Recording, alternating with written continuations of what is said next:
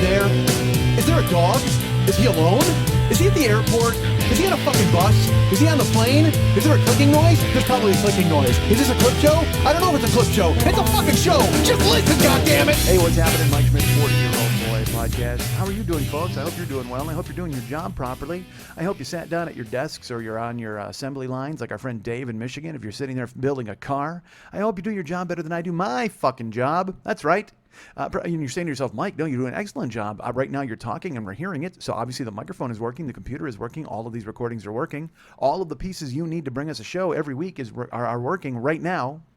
And I say to yourself, there's people out there that I know that are sometimes on planes. They're traveling to and fro. I know people that are cops. I got a cop listener, at least one. I don't want to say his name because he might be undercover. I don't want to burn him.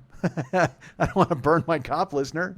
Because right now he's out there. He's got mutton chops and a tan jacket on. He's doing a Serpico drug deal. And he's got me blaring. And if I say his fucking name, he gets shot in the knee. I can't have a guy get shot in the knee because of me. Now, I'll shoot a guy in the knee or I'll take a shot in the knee, but I don't want a third-party knee shooting being hung around my neck like a millstone. The last thing I'm going to do is go down. I'm not going to go down for that. I'm not getting taken down, folks. I'm not going to have Batman throw a batarang at my ankles and trip me and have me fall on the ground. I know you're thinking, no more Batman, please. Oh my God, no more Batman. Don't talk about Batman. But I had to do that to deftly switch my talking over because, again, I don't want to burn our undercover listener. All right, he's Batman. I've given it to you. Anybody out there selling smack to a guy who's laughing? That guy's listening to me right now. He's my one cop listener. If you're out there selling, if you got a guy right there, he's a customer, he wants to buy meth and he's scratching his arm, but he's laughing uproariously, that's my guy. He's totally listening to the show.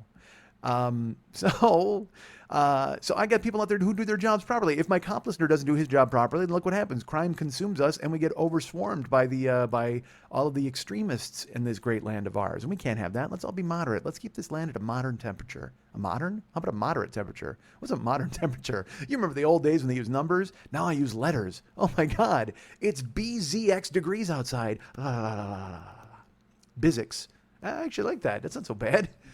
From now on, if it's in the 90s by your house, just go, man, it's Bizzix outside. Holy fuck. I can't believe it. Everybody's going to, what does that mean? It's fucking hot. That's what it means. But I can't say fucking hot, so I said Bizzix. I've changed numbers to letters. Do that. Follow me, folks. Right now, if you're on a bus, stand up and just go, you know what? This bus stops at Bizzix Street. And they're going to, what do you mean? 90th Street or 91st Street or 92nd Street. Bizzix takes the place of all 90s. There is no more 90 to 100. It's 89 Bizzix 100. Although I don't want 89. I don't even want 100. I don't want any more numbers. Numbers are gone. That's it. I'm against numbers. The TV show and the concept and the actual existing icon graphic. What are those things? They're just numbers. Numbers are a noun. Certainly, numbers are nouns. No more nouns either. That's it. I'm casting nouns and numbers out. I'm casting aspersions on nouns and numbers. No more nouns and numbers. Down with nouns and numbers. No more nouns and numbers. No justice, no numbers, no peace. No numbers, no peace. I have that in my brain because I've been watching the O.J. Simpson show. And I talked about it a little bit on Paul Gopal's podcast. We only watched the first couple, I think, or one or two. But holy Jesus, it ended last night. And look, I don't want to spoil anything for you. But last night ended with the end of the trial and then the aftermath for some people like a Bob Kardashian and a Marsha Clark and a Chris Darden. Dude, that's my favorite show I've watched this year. Although House of Cards is looming. Have I talked about House of Cards on here yet? Jill and I got the Roku, and so we've been dialing up the Roku and looking for stuff to watch.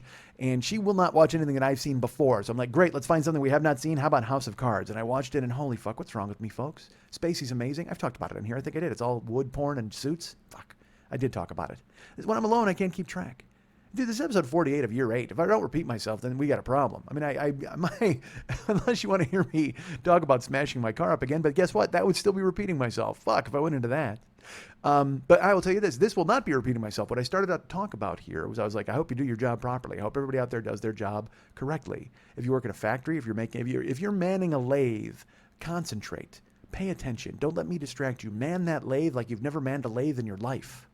If you're somebody working a box office in a ticket place, if you're a waitress, if you're an executive at a company, if you're a lawyer, please do your job correctly. Don't be like me. Don't be like Mike Schmidt, who right now it appears is doing his job correctly because he's talking into a microphone and letting the blue lines fluctuate and record me. But I will tell you this, Mike Schmidt does not do his job correctly. You know why? You know why, folks? Because I've taken on all the responsibility here when Lily's not here. And even when Lily is here, she's just she's the audience when she's here. She's still the producer, de facto, in toto, carpe diem, corpus delicti. She's all of those things. She's anything, any Latin term you can think of That's who she is as the producer.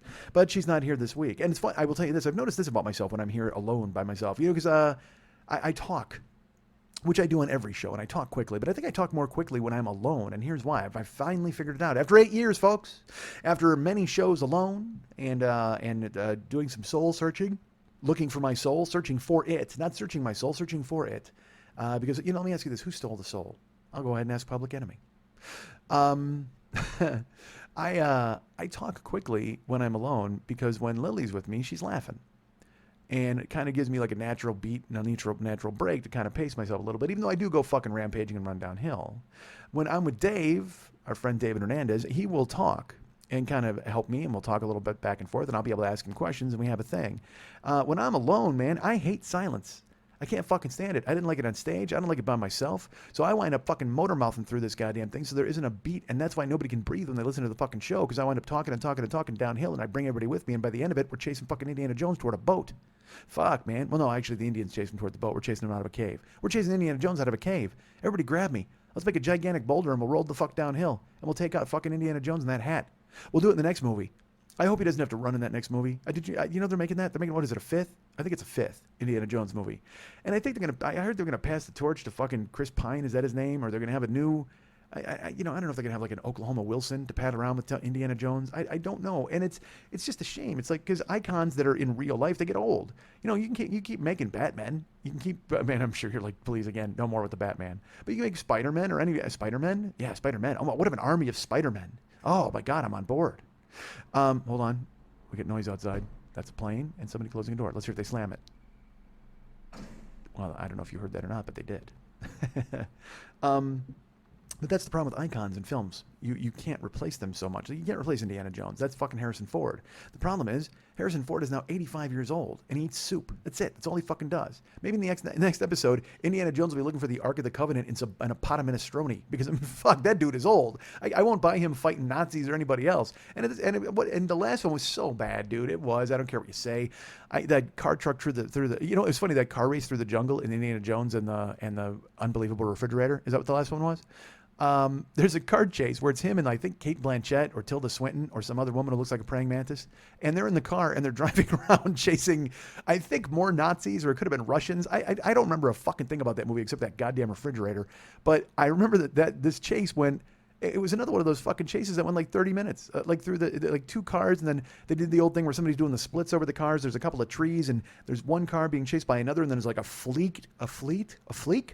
You know what? That chase was on fleek. That's what I'll say to you guys. There was a fleet of cars chasing Indiana Jones. And I mean, here's what I expected. Literally, about the 8th minute of that chase, I expected Johnny Depp as Captain Jack Sparrow to go rolling by in a goddamn giant wheel. Like, I thought they were somehow, and then I expected young Anakin Skywalker to zoom by in his pod. Because, man, any chase or race that lasts longer than 4 minutes, get it out of your fucking movie. And no, I'm not talking to William Friedkin. I'm not. He can go ahead and do whatever the fuck he wants.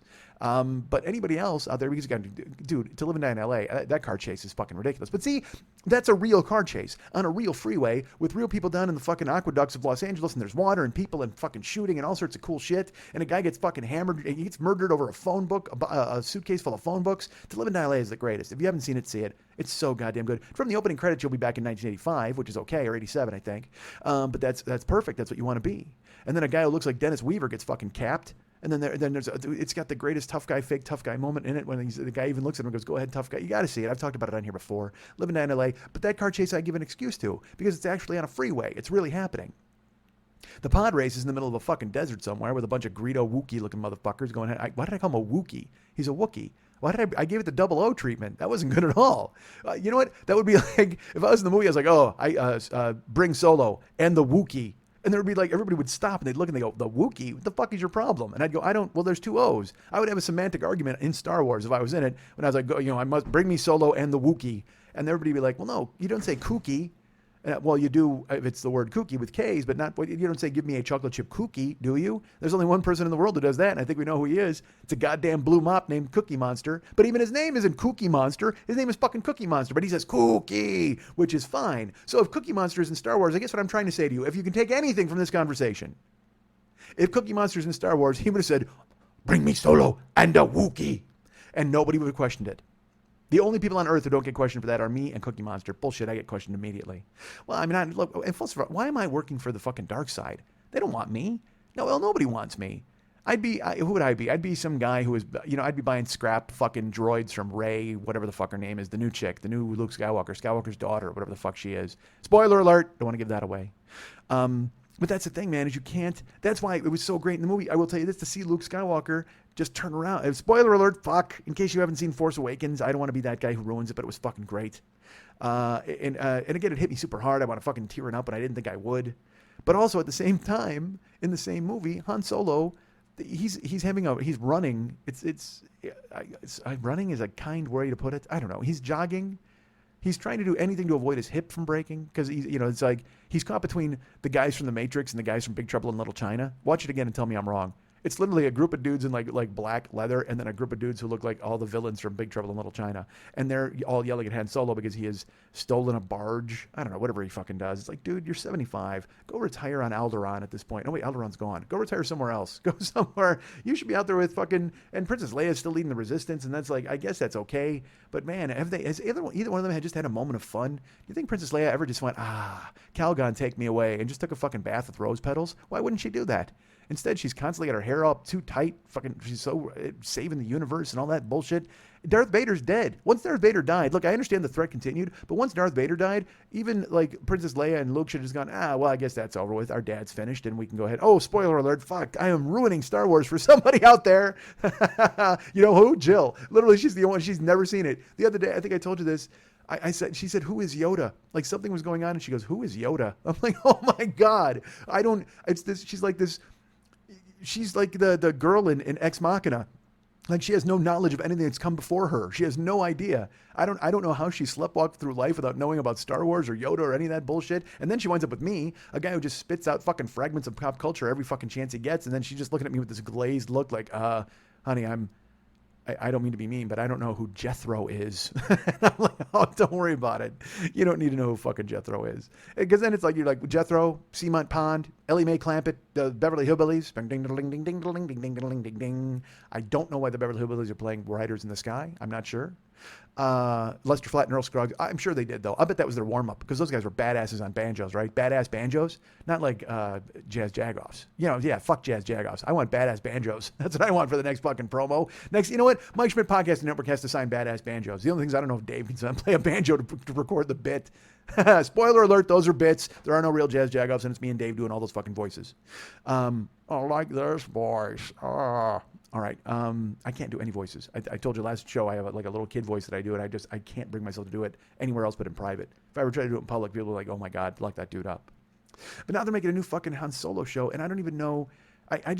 If anything, it should be him in a quest to stop the flashing, linking light on his fucking VCR. That's like the only thing he does. He grabs the whip and he just keeps whipping the VCR, trying to change it. Actually, I like that idea. If fucking, that's a Funny or Die sketch. Like fucking Indiana Jones is like 95 years old in his house now, and the only treasures he can recover are like things from the inside of a couch.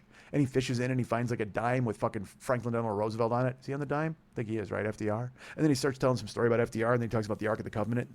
You know what? Actually, there's a good plot for the fifth one. They revisit the first one when they took the Ark of the Covenant. Indiana Jones has to go to the warehouse and find it amidst all those crates. There you go. Because remember the end of Indiana Jones in the Temple of Doom. No, Indiana Jones and the Raiders of the Lost Ark, the first one. God, I'm ruining that. I'm ruining this movie for everybody. Spoiler alert. But yeah, so he should have to go into that warehouse. Literally, that's all it should be. Just him in the warehouse for 90 minutes, just looking at purchasing numbers and packing invoices. Going, okay. They brought this in, and he opens it up, and he finds different ones. He finds like King Tut's tomb, and he's like, nah, this is not what I'm looking for. I don't know why the government would have King Tut's tomb. It was already on display. Why would they seize that? There's not immeasurable power in that. You don't open King Tut's tomb, and all the Nazis get their eyes fried out. That never really happens. Nobody threw King Tut's tomb into a fire, and 4 dudes tried to grab it, and then had King Tut's face burned into their hands. Spoiler fucking alert. Yeah. I remember a lot about those shows. But Han Solo's fucking, he's, I keep calling him Han Solo. Harrison Ford is fucking, again, he's 90 years old. He crashed a fucking plane a couple of years ago, and everybody's just like, oh, is he okay? And they're like, yeah. And I'm like, that doesn't seem right. I mean, when you're 75 years old or whatever the fuck, and you smoke weed all day, shouldn't sneezing break a rib? But this guy put a plane into the fucking drink and wound up getting out of it and just going, yeah, it's okay. I'm Han Solo and Harrison Ford. I'm a fucking badass. Which is great because, look, I love Han Solo. He's a fucking or Harrison Ford. Fuck. I like Han Solo too, but I really love Harrison Ford. Because, again, perfect life. You have to admire a dude who's got a perfect life. I love dudes with perfect lives where they're just like fucking rich and they can do whatever the fuck they want, because that's what we all aspire to be or do, right? Everybody wants to just go ahead and do the best thing that they possibly can and get the most enjoyment out of it, and then just fucking... It's like when people rip Dana White. I always laugh. People rip Dana White from the UFC, and I understand it. He comes off like a fucking jag-off, but at the same fucking time, Dana White is a guy who...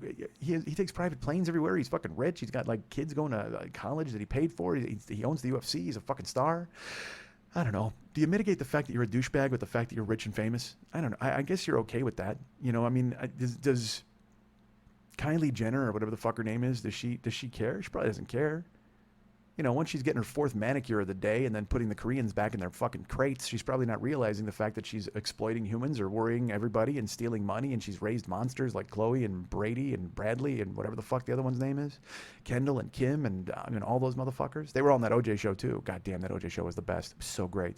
Because in the beginning, yeah, there was silliness when they had the Kardashians gather on the TV, and you're just like, we don't need to see them motherfuckers. But it was just a way to get the coda at the end when they gave the words about what Kylie and Faye Resnick have done. Faye Resnick, awful. Coke addict, fucking weird chick. And she might be nice. I don't know. I've never met Faye Resnick. Why? Look at me with a hairpin turn on Faye Resnick. If you can hate anybody in this world, you can hate fucking Faye Resnick. She was a coke whore, sold out her friend to sell a book in the middle of whenever she'd been murdered. Of course you can hate Faye Resnick. And then she had like a fucking... Didn't she have like a... You know, like the life of Faye or the many faces of Faye or whatever. There's some fucking reality show where they followed her around. And it was just like, the only reason they're following Faye Resnick around is on the off chance that another one of her friends gets carved up like a fucking Thanksgiving turkey and left in a doorway. It's the only reason to follow Faye Resnick around. She's nobody interesting or famous or smart. All she did was she blew the right guys, fucked Marcus Allen, hung out with Nicole Brown, and then Nicole got killed, and she went, I'm going to get high and sell a book. And she did. She sold a book and sold out her fucking friend before the blood was even dry on goddamn Bundy Drive. What the fuck are you doing there, Faye? But then she gets a reality show, and it's like, dude, the reality of it is nobody cares who you are, and the only reason we know who you are is because your friend took a fucking metal nap. She got fucked 10 times by a goddamn knife, and her head almost fell off, and now you're fucking exploiting the shit out of her, and we gotta follow you around when you go to Ralph's? And she never went to Ralph's in her fucking life. Tiffany, wherever the fuck you went. Oh, why am I on Faye Resnick? Now, because you know why? Because earlier I gave her a break. I was like, you know why am I mad at Faye Resnick? I'm fucking mad at Faye Resnick because she's a scumbag. She sold out her friend once her friend died, tried to sell a book, and she took whatever money she could from it, and then she went on a reality show, and she's like, hi, I'm Faye. And it's like, nobody gives a fuck, dude. No one cares. At least fucking Kylie Jenner, is that the mom? That's got to be the mom, right? She banged Bruce Jenner, and then she had a bunch of kids after, the Kardashian kids, and then what a weird life, man. How fucking strange. Why am I so confused by them? All right. So anyway, I hope you're doing your job right. I guess that's the point I'm trying to make in all of this. I hope you do your job correctly. And I hope you don't have any silence at your job either as I wind up forging forward. I just left a beat of silence in here like 10 seconds ago because on purpose I felt like, go ahead and leave some silence in there. My brain went, but you know what? That's the most awkward spot for a silence ever. It just sits there. Go back and listen to that silence. Just listen on that. You know what? Do me a favor, put it on a loop.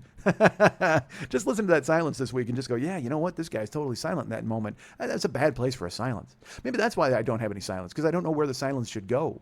That's bullshit. I do some silences sometimes that work out properly. You're probably thinking, Jesus Christ, I wish you would have done 20 minutes of silence tonight so far.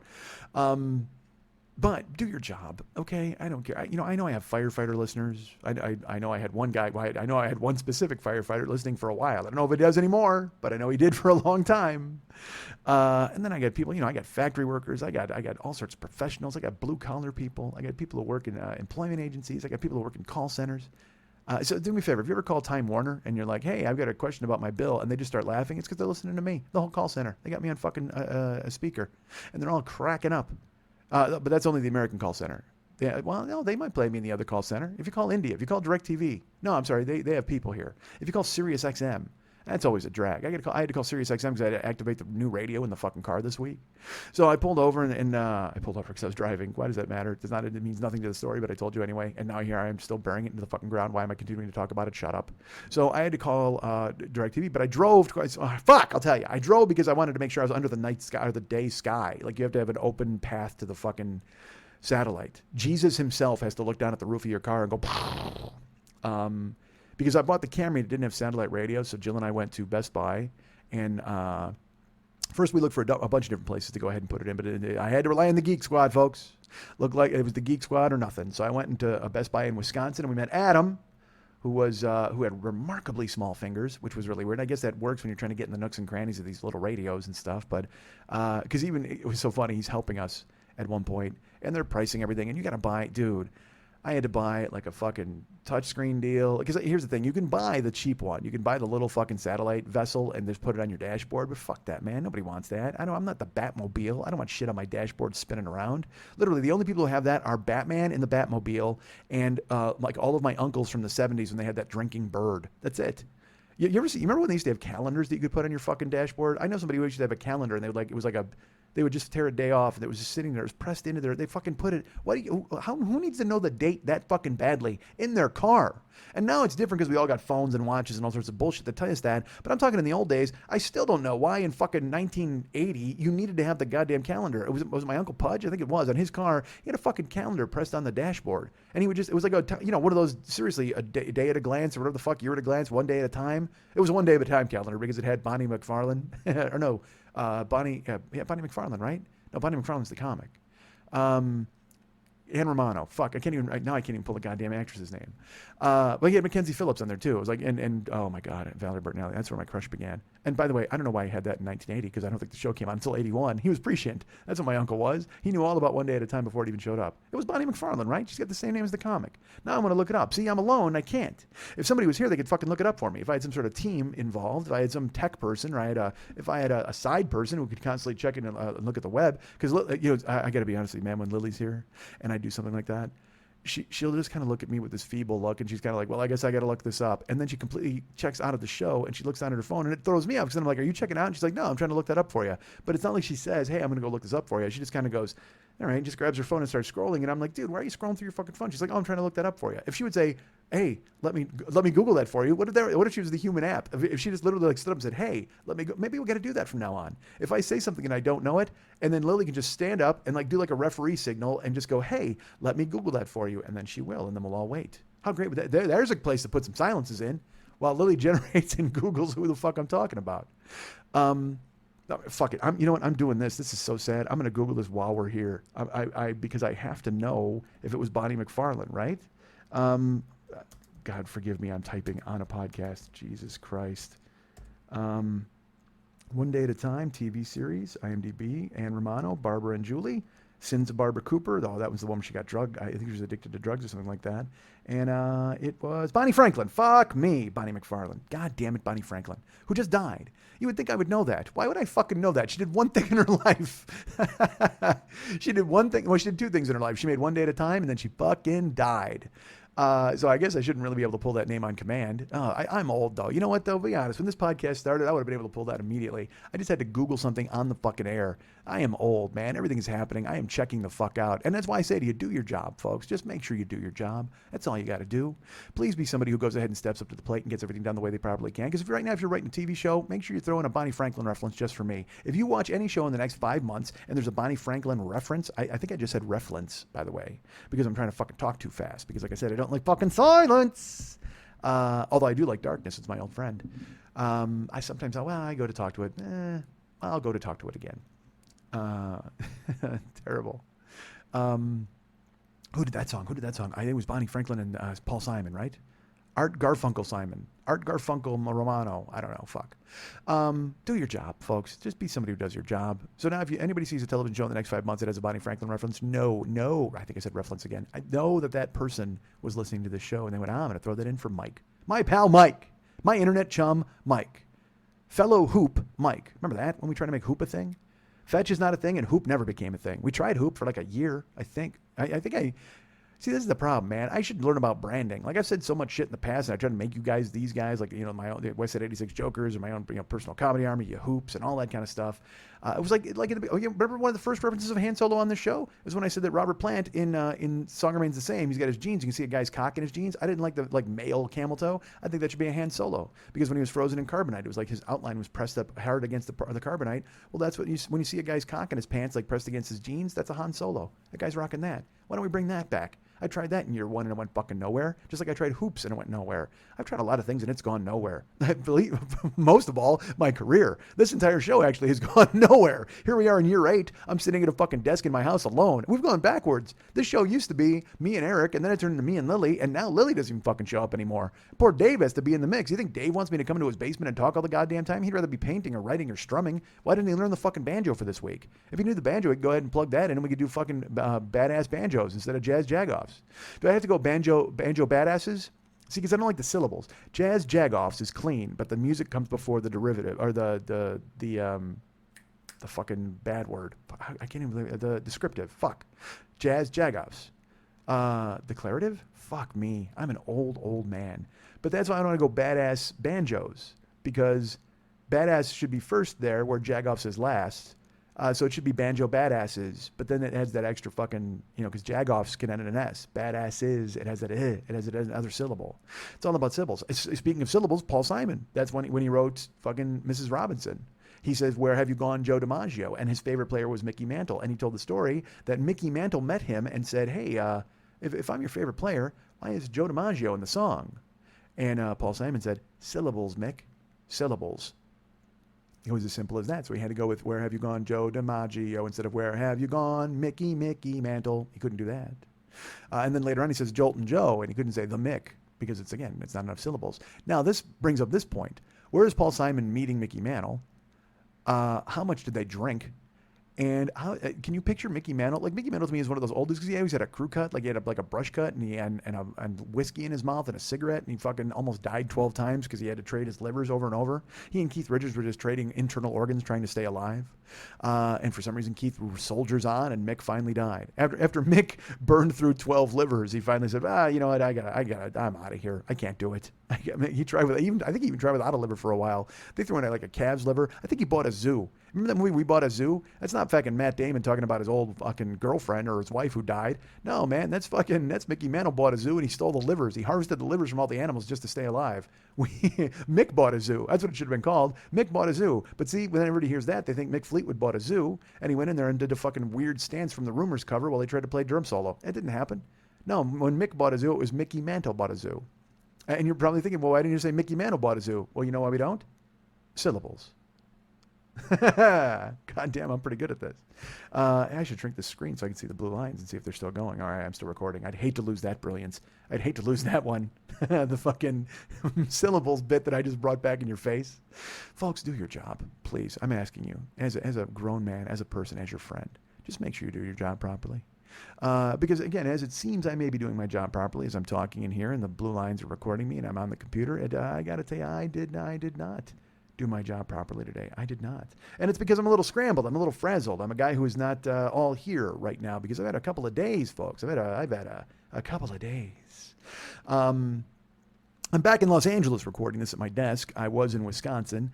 And I bought my car, as I mentioned last week, and then I said Jill and I were going to be driving home to Los Angeles, and we had to be here because we have a trip scheduled for tomorrow to go to San Francisco. Now, let me throw this out there if you guys are out there, if anybody's listening to this show. If you're in San Francisco and you want to, A, have dinner tomorrow night, or B, and this is Thursday night, so wait, actually tonight, because I'm only there Thursday. Jill and I are getting to town Thursday morning. We're going to the Oakland A's Chicago White Sox game at 12:30. And then after that, we're crossing back into San Francisco, and we're probably just going to walk around all night. We don't really have any plans. We're just going to walk the city a little bit. I do know we're going for burritos because Jill heard of a great burrito joint. And look, I know San Francisco has tons and tons and tons of burritos, but we're going to eat our way through them forever because Jill and I actually love San Francisco. I would actually like to live there because it is so fucking gorgeous. But the place that Jill has found is, I'm going to read it online here, so all you San Francisco people can tell me, you know what? That's not the place to go. La Corneta. Corneta. Jill was told by friends who've been to the Bay Area that was the place to go to get a burrito. I don't know if it's in the Mission District. I know my good friend Jesse Thorne probably has tons of recommendations for where to go get a burrito in the Mission. And I'm sure all of you people do. I mean, if anybody's out there and you know of a burrito joint, or you want to join us at La Corneta, because I think we're pretty set on La Corneta because that was the place Jill was told to go. So it's Thursday. Fuck, we're here now. We landed this morning. And so I throw this out there on really short notice because what the fuck, why not? But if you want to go to, the A's White Sox game, because it shouldn't be sold out, I wouldn't imagine it's a day game. So if you want to go to the baseball game with us, or you want to go to La Corneta for burritos, or you just want to fucking walk around or whatever, contact me, write me an email or write me on Facebook, and I'll text you and send me your phone number, whatever the fuck, send me a private message, who cares? But let's hook it up. I mean, if a million of you want to go, that's great. If one of you wants to go, that's cool too. I don't mind. That'll be awkward as fuck though. I mean, me, Jill, and you, weirdo. Why the fuck are you going with one person? Bring a date. I went, you know what? It's funny. Jill and I went on a date with listeners a couple weeks ago when we were in Arizona. We were in Phoenix, and we went to She has a friend that we were supposed to meet one night who unfortunately could not meet us, but then we wound up going, we had another dinner date for another night, the night before. We were there till Wednesday, and Wednesday night we were supposed to meet her friend Holly, but unfortunately that fell apart. But the good news was on Tuesday, we had already scheduled a dinner with Justin, who's a listener to this show and a cool guy. I think I mentioned Justin a couple of weeks ago. He was in town, and I Ubered and lifted him all over the place. And he checked back with me again to see if I could do it, but I was out of town. Whatever the fuck, who cares? We were there. Well, we met Justin and his lovely Mary, and we went out to dinner at a fancy, where the fuck was it? It was some joint in Arizona that was really awesome. It was a Mexican joint, but it was in the fucking barrio. I mean, it was, I guess, and I think it's called El Barrio. That might be the joke, because that's the deal. It's a fancy white tablecloth Mexican joint in the middle of a fucking gang war. Like, you got to wander through Jets and Sharks and fucking Cheetah Rivera and just sit down and eat some good Mexican food.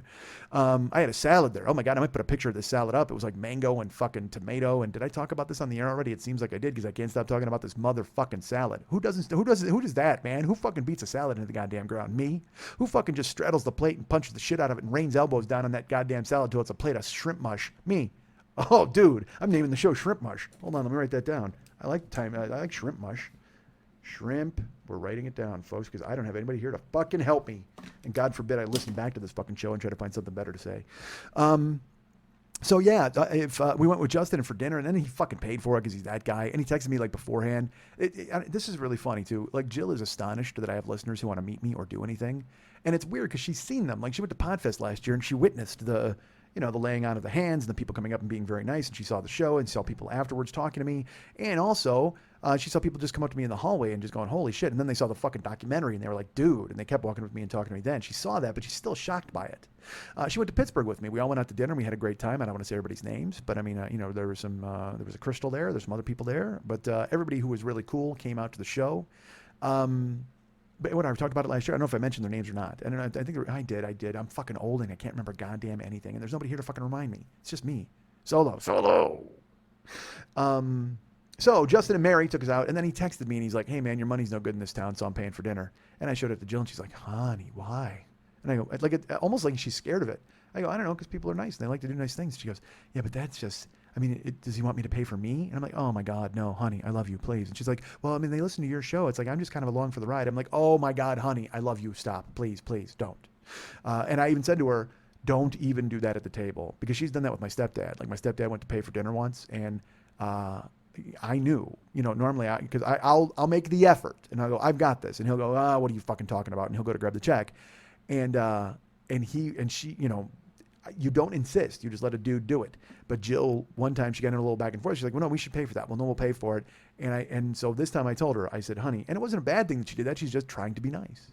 But I told her this time, I go, don't even argue with them. I go, Justin, if he tells us a day before, he's called dibs. I mean, honestly. And, I still went for my wallet and offered to pay for my half and acted ashamed or whatever at the table. And it was very nice. I can't just take a compliment. I can't just go, oh man, that is so cool of you. Thank you.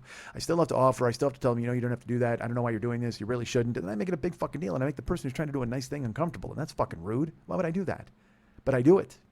And so and even though I told Jill not to do it, I go, honey, don't worry. It's okay. They took care of us. He told us the day beforehand that he's paying. So he's paying. And we had a fucking fantastic time with Justin and Mary. Like, we're going back to Arizona again this summer. Hopefully Justin's in town and we'll hang out with them again. And this time dinner's on me. Ha, I called dibs now. Look at that. Fuck your day before text. I just got you 4 months in advance, Justin. Put that wallet away. I don't know why. I literally had an oompa band come in after gunshots, which would make any mass shooting, I think, probably more fun and interesting, right? If there was an active shooter on the Virginia Tech campus again and an oompa band followed him, it wouldn't be so sad anymore. Hey man, 17 people are dead. Oh my God, that's awful. Suddenly I don't feel so bad about it. Well, but one of those was your brother, wasn't it? Yeah, but you know what? He liked tuba. So this is a fitting tribute to him. Why do I think that's the only thing oompa bands play? Oompa. That's what they play. That's it, right? There's only one oompa song. Well, there's the Oompa Loompa song, but I mean, I don't think Oompa bands play that. Now, I'll tell you what. Oh my God, fuck that. You want to make a mass shooting even better? Have an Oompa Loompa band show up. Fuck your Oompa band. You better get some orange-skinned, green-haired motherfuckers in some white overalls and bring them in. Boom, boom, boom, boom, boom, boom, boom. Oompa, oompa, ba, oompa, loompa, oompa, ba. Look at me rewriting on the fly. I'm remixing the fucking Oompas. Do me a favor, make that a ringtone for me out there, Michael Wayne. A lot of you actually stepped up and made my Nick Diaz ringtone, but Michael Wayne sent me he said, hey man, here you go. And I said, actually, can you do it with this? And I put it on my Facebook page. Someone made a remix online of Nick Diaz saying, I'm not surprised, motherfuckers. And then they added a bunch of other of him saying fuck that, and other people, and Samuel L. Jackson going motherfucker. They mixed it all together. It's fucking great. So I sent that to Michael Way, and I just said, hey, can you do this? And I mean, I think it took 4 minutes, and he sent me this 20-second thing. So the best part is I'll be in the car now, and the fucking or anywhere, and my phone will just go boom, boom. Not surprised, motherfuckers. That's my ringtone for everybody except Jill. It's fucking great. So call me, do please. So, the fuck was I talking about? Oh, you know what? I went to Get Satellite Radio. Let's talk about that for just a second. So I went to Best Buy to look, and Jill, you know, like I said, I can get that fucking small little screen, and then that's fucked because you're trying to manually change stations. Because I have one in my house like that. I had one. I just fucking dropped the service in house because I got my fucking iPod and I got regular music and iTunes. Why the fuck would I listen to that? So that's mainly for the car. But I had it in here. It's incredibly frustrating to use because there's these little levers, and then there's these tiny slide. I got fat thumbs, folks. I got really fat thumbs, and I don't need to be the guy who fucking goes ahead and goes, well, I need to pull over so I can change my radio station. Fuck that. I got to do it on the goddamn fly. So Jill said, why don't you just get a touchscreen put in? Why don't you just get a real radio put in your car? And we went to find out how much it was, and it was prohibitive. That seems high. It was a lot. And so Adam is pricing it all out for me, and he's showing it. And I did save money to do it, but I thought it would be $400 to $500, and I came in light. So we were looking at the list of stuff, and we're going through, and Adam's going, I can do this in your car, and we'll take this, and we'll move this. We'll go look at radios. We'll price them out. And they had some nice radios there that I liked, but it just was a lot of money. So I was going to go, well, if I got to get the lowest radio, I guess I do. And then Jill's like, well, honey, why don't we just, I'll take care of it. I'm like, why, honey? I have the money for it. She's like, no, it's okay. She goes, I'll open up a Best Buy account and we'll just throw it on there, and then you can pay it monthly. So then it's a thing. Because again, as you know, folks, my credit went up in flames like the fucking Wicker Man. I mean, like it just got burned to fucking shreds, like some sort of funeral pyre. Vikings came and threw all my credit cards into a pile of wood, and so she said, oh, yeah, I'll just open a Best Buy card and you can just pay it every month, and we'll just finance it that way. And if you pay it in 12 months, there's zero financing. And I was like, fuck, that's amazing. Thank you. That's incredible. I wish I could say that I said that, but I just went, oh, okay. And then we took the radio in, and we began to get it fixed. I'm embarrassed by this, but I'm going to fucking admit it because it's been bothering me for fucking days. So I told Adam, I was like, we'll do all this. And he's like, well, here's the prices, but I'll tell you what. He goes, we don't have some of these parts. And I'll tell you what, this should tell you everything about who Adam is. I was like, you know what, let's go ahead and do it. So he gave me the list of everything we needed, how much it was going to cost. He printed it out, and we went to go look at the radios. And I said, well, I like this radio. Let's go with this. And he goes, all right, we got a tuner. He goes, so let me make sure. He goes, we'll make you an appointment, because I wanted to have it in place before I drove home from fucking Milwaukee, before Jill and I drove back. Because, I was not going to drive cross country with no fucking satellite radio. Because I got news for you. Whether you're in fucking California or Wisconsin or Illinois or Utah or the panhandle of Texas or the deserts of Arizona, Keys from Van Nuys will find you. At some point in the radio, Keys on Van Nuys. And I cannot listen to commercials. I don't want to hear them ever again. Ever again. I buy all the products that I like. You're not changing my fucking mind, Blue Apron. Get off my radio. Quit fucking talking to me. So I'm like, all right, well, I make sure you got the parts. He goes, all right, we'll make the appointment for Saturday. We made the appointment. He goes to look for the parts, and I'm out there looking at radios. Joe went to browse, and he came back to me from the Geek Squad, our friend Adam with the tiny fingers, and he said, hey, man, again, this is all you need to know about who Adam is. Hey, man, I hate to be a Robert Plant, but I'm about to be a real heartbreaker. We don't have the tuner kit. I go, what does that mean? He goes, well, that's the thing that you put in that holds your radio kind of in place. It's bypasses whatever. And at that point, I glazed the fuck over. I'm like, great. And you know me, because I'm a child. I went, great. Well, good meeting you. And I shook his hand, and he goes, well, wait a minute. What are you doing? And I go, well, no, just fuck it. If I can't get it done before I leave, I'm not getting it done. I'll get it done in LA. It's just and he goes, wait a minute. Well, he goes, it's available. I go, is it available at other stores here? He goes, no, it's available on Amazon. He goes, let me look it up. And he looked it up. He goes, yeah, you can go to that from Amazon and just bring it in. I said, really? He goes, yeah, just buy it on there. I'll still install it. I go, well, that's okay. And he goes, well, I was going to tell you this anyway. And again, this is how cool Adam is. He printed out the price list of everything. And then he says to me, after he finds out there's no tuner kit, he goes, we price match here at Best Buy. And I said, what does that mean? He goes, we price match Amazon. So say you go on Amazon and you find these parts for cheaper, we will match that price. You just got to order them and bring them in and I'll install them. We charge you the install fee, but we will go ahead and let you pay what Amazon charged. So that was fucking astonishing to me. And I was already texting Jill, hey, we're leaving. It's not going to get done here. Because you know me, I'm a fucking fatalist. And so all of a sudden it's like, oh, honey, I'm just fucking, we're going to trade the car in. We got to burn it down. We got to do something. I'm going to drive it off a fucking cliff. Do me a favor. Take my hand. First of all, let's go fuck Brad Pitt. And then we'll climb into the car and we'll drive off a cliff while cops chase us because it's over. Our lives are over. We don't have satellite radio. The only reason I didn't do that plan is because I did not have satellite radio in my car, and when I drove off the cliff, I wanted to make sure I was listening to no commercials. That was it. Because again, if I had written Thelma and Louise, if I'm in the car and I'm holding hands with Susan Sarandon, just as we get to the cliff, the lip of the cliff, you would just hear keys, keys, keys, keys on Van as I sunk to the fucking bottom of the goddamn ravine. Oh, fuck. So I texted Jill and I'm like, yeah, we're leaving. They don't have the parts, so we'll get it done in Los Angeles. It's fine. And she's like, honey, because I spin the fuck off, man. That's what I do. I spin off like a dumb fuck. And then he's like, well, no, man, we'll price match it. Just go ahead and order it on Amazon. So Jill comes by and I explain to her everything. We go look at the computer. We start looking up the fucking prices. Dude, like there was the tuner kit I was going to get. He said it was $99.99. It was like fucking $60 on Amazon. Everything that we could buy on Amazon, including the radio, because I bought a Pioneer radio. And they only had the 200 in the store, but the 300 was out now. So I bought that through Amazon. Everything was Prime. It came because this was Wednesday that I did it. No, it's Thursday because I wanted to see him Saturday. I ordered everything Thursday and I ordered it Prime so it would be there on fucking Friday. Amazon is a miracle. I mean, look, you've got our link. I've told you about it. It's on the Joe Business page. But I mean, there's been times that Jill and I have ordered something and it's arrived at her house the same fucking day. And it's because in Kenosha, there's an Amazon distributor center. So if they've got it there, it just shows up at her fucking house. We have ordered like shampoo or mouthwash or something, and it just showed up at her house the same day. That's freaky as fuck. And not even from a drone, but from a gray-haired dude in, brown UPS pants, shorts. Yeah, shorts, right? They wear shorts. Even if it's fucking 5 degrees, they wear shorts. I guess I don't blame them.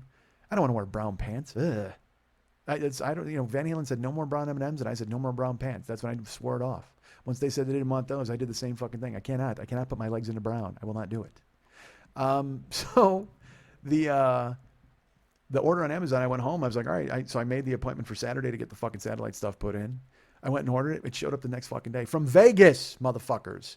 I don't even know how the fuck that happened. It had shipped on the day I ordered it, and then it showed up Friday afternoon. And then I ordered a hard drive for my computer because, as I mentioned, my fucking computer's all freaking out. But I ordered that. It fucking showed up. Amazon is ridiculously amazing. So please use our link and order a ton of shit. And I'm going to do my store. I keep going in the store and I'm embarrassed. I mean, I love the black and red, but that's just not a conducive thing. We've only got a few things in there to buy. I should actually stock it with shit that I want. So you guys can go in there and I can get, I don't know, I think I get extra credit. If I actually feature stuff, I should make a box that just says the dumb shit Amazon wants you to buy. Because then if you buy that, I get extra fucking credit, which I need, as you know. God knows I need extra credit. I'm such a girly swat. So do your job, folks, is what I'm saying. Because a guy like Adam, if he's not doing his job properly, first of all, he tells me there's no fucking tuner kit. I'm ready to walk the fuck out. But he goes, hold on a second, Joe. He didn't call me Joe, but he should have. Actually, he was like, hold on a second. And he pointed at somebody, said Joe, and they brought him some coffee. He's like, hey, man, we can do this. Amazon will price match it. So I said, great. I ordered the stuff. I go in Saturday, get there at 10 a.m. He's there, fucking bright-eyed and bushy-tailed and skinny. And that's a tiny dude. Like I said, his fingers are small. Well, he himself is really slight. He looks like a fucking, one of those fucking things that those old guys would use to like break into a house, a slip. You know what that is? He's a slip of a man. Like he was just really tiny, and you could pick him up and pick a lock with him. That's what I'm saying. So, because he turned around to the computer and he's looking up the Amazon stuff, and he kind of bent over, and Jill looks at me and she goes, "He's so small." And I'm like, yes, he probably doesn't want you to say that out loud. She goes, but he is. He's smaller than me. And I'm like, he's pretty tiny. I mean, but Jill is, she's 5 feet tall and weighs 94 pounds, so he wasn't that small. Because Jill is pocket size. Jill is keychain size. Jill is fucking ski mask size. You can just throw her on your face and walk around all goddamn day. But Adam was not that small. But he was tiny. He was a little guy. He was wee. He was slight. He was a slip of a man. He's all of those things, but I don't say them in a disparaging way. Maybe you need those tiny fingers to go ahead in there and poke around to get all the wires and stuff. So I show up Saturday morning, and he's like, hey, I'll do this. And he says, hey, the speakers are in there. And I go, you know what? It actually sounds kind of muddy, and we're getting some crackling noise from the aux cord, the auxiliary cord. He goes, well, I'll check that out. If you need a new cord, I'll look. And he says, were you thinking about speakers? And I go, well, I mean, because here's who I am, folks. It's being financed. Anyway, why not? Let's get some fucking speakers, right? So I said, sure, let's go take a look. So we looked at speakers. They had some on sale. And I didn't know. He's like, hey, Alpine speakers are the best, but you don't really need those in a Toyota. I don't know if you're not buying a subwoofer. You already have one in the radio. So why don't we just take a look at these? And he showed me in my head, I wanted Pioneer speakers because I had to have Pioneer speakers to match the Pioneer radio, like they wouldn't talk to one another, because I don't know anything about technology because I'm an old fucking grandfather. I figure my radio has to talk to my speakers and they have to be friends. Like what if I buy these kicker speakers and the fucking Pioneer won't talk to them? What if he's just like, nah, I'm turning up my nose. You had a chance to buy some Pioneers and he just freezes the fuck out. I don't know if I bought a passive aggressive radio. I got it from Amazon. I got it in a day. I didn't have time to give it a fucking personality test, motherfucker. I didn't get a time to sit it down on a stool and find out all about it and how it wanted to fucking kick into my life and be awesome. No, it might fucking hold some harboring resentment toward me because I didn't buy the Pioneer speakers. And that could be the case. So I thought, I should get Pioneers to match the Pioneer. But then he's like, look, and this is Adam again. And he totally was like fucking Don Cheadle and Boogie Nights, where he's like, yeah, man, these are the speakers I have in my car. You feel that bass? It moves you, right? It feels you in your gut. And Adam, just like Don Cheadle and Boogie Nights, Adam brings some nice pussy around the store, from what I understand. So he shows me these speakers. They're called kicker speakers, and they're normally $130, but they're on sale for $80. He's like, these are the ones I have in my car. So I said, grab them. So he brings them to the front. And so I'm going to get 2 in the front, 2 in the back. That's how I like to do things, folks. I was going to get 3 in the front and 1 in the back. How's that grab you? I was going to get all 4 in the front, just in the fucking dash. Just have a top heavy car. The fucking nose of it leans down. Why are you doing that? Because I got 4 kicker speakers in here. Just driving a fucking rave all over goddamn town. Feel that? Feel it in your gut. Go on, move with it if it helps you. It helps me. So I'm like, all right, let's do this. And he's like, cool, I'll be done probably around 3:30, 4 o'clock. So I head home. Jill's son, Kale, grabs me and we ride over to the house. I putter around. I do some things that I have to do there because we're getting ready for our big trip. And sure enough, I go to pick up Jill from work. Then we go to get the car from Best Buy. And I'm worried because he hasn't called me yet to tell me it's done. And Jill only has had 1 hour of sleep. Now, I know that doesn't seem like a big deal to you, but let's break it down. Thursday, she couldn't sleep, and she only slept a couple of hours Thursday in the morning. Then we got up. I forget what we had to do something on Thursday. We had to run around. That was the thing. We had to run around with the car and Best Buy and all that because we had slept in until noon one day, and it fucked her whole schedule up because she normally is asleep earlier because she works, like I said, 12-hour shifts on the weekend. But then during the week, she tries to balance the schedule. She just doesn't fucking sleep is the point. I mean, she just walks around like a goddamn zombie, and I feel bad for her. But she's just like, no, I'm okay. She'll fall asleep watching TV at 7 o'clock, which is good because that's fine because then I just get to sit there in headquarters and fucking rub my hand all over her legs, take photos of her while she's sleeping. I'm not a creep. I am a creep, and I'm a weirdo. What the hell am I doing here? I don't fucking belong here. So she... I'm worried because, so Friday night we went out, and I might tell you about that now, or I might tell you about it next week. I'm not sure.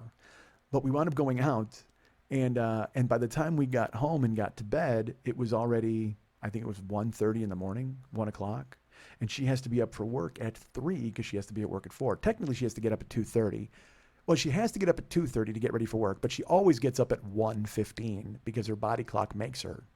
And then she just lays in bed and tries to kill time and do whatever until she's got to get out and get ready for work. Well, this time around, like I said, she's got to be at work at 4. We get to bed around 1. Normally, her body wakes her up in 15 minutes. She couldn't get to sleep because you have that overwhelming fear. You've done this where you're late. And don't ever be late. Do your job. But you have that overwhelming fear where you're going to be late for your work or whatever you have to do in the morning. So you don't sleep properly because you're in your head, you're like, it's too late now. I shouldn't even sleep. I should probably stay up. But then you go, nah, you know what? I should try to catch a couple hours. But the whole time you spend worrying that you're never going to hear your alarm, you're never going to fucking get up. And then you don't fucking sleep anyway. So that's what she did.